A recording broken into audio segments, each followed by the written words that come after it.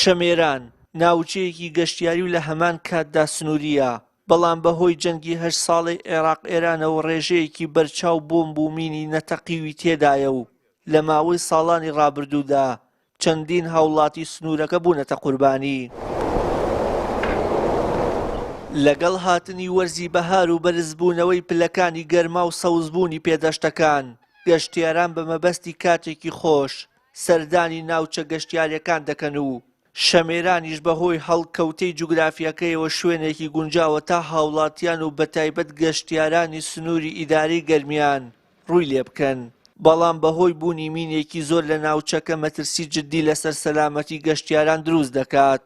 والله زۆر ترسناکە سوورەکەمان لە بینی سنووری ئێران و عێراقایەت لە هەموو ئەنواع ئەسلاحێکی تایە و زەرەمەندێکی تایە بۆ مرۆڤ.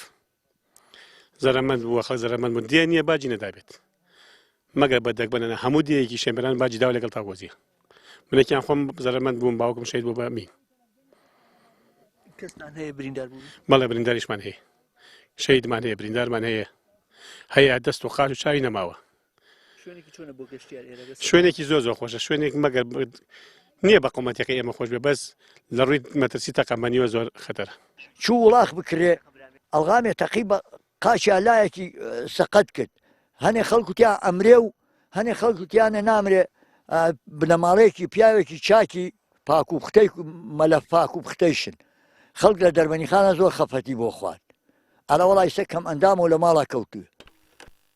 بەڕێوەبەری کاروباری گشتی مین لە ئیدارەی گەرمیان ڕای دەگەیەنێت ئەگەر تیمەکانیان بۆ زیاد نەکرێت ئەوە بە ناچاری پێویستیان بە 30 ساڵی دیکەیە بۆ ئەوەی ناوچەکە لە مین و تەقەمەنی پاک بکەنەوە.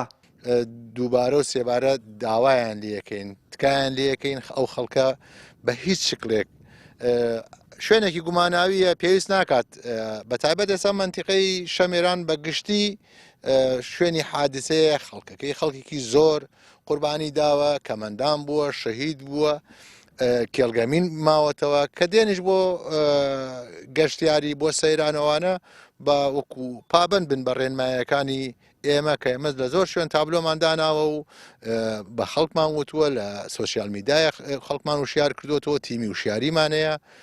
تکایان لەکەین سەرڕۆیی نەکەن بۆ 2 سەعاتی کاتێکی خۆش بەسەر برن و دوایە بێتە کارە ساتێک بۆ هەتایە بۆیان بە خەمڵاندن ئەگەر بکرێت تیمی ئیمکانەتی باش لە بەردەسەبێ لە تاوەکو 10 ساڵێک 5-6 ساڵێک ئەکرێت پاکرێتەوە، بەڵام بەم ئیمکانەتی ئێستا مستەحیلە تاوەکو 20 ساڵ تریش پاکرێتەوە. ناوچەی شەمێران لە 14 گوند پێک هاتووە و دەکەوێتە خۆرهەڵاتی دەریاچەی دەربەندیخان و لە باشووری خۆر ئاوایەوە پارێزگای هەڵەبجێ و لە باکوورەوە زەی سیروانە و لە باشوورەوە شاخی بەمۆ و لە خۆرهەڵاتیەوە کۆماری ئیسلامی ئێرانە.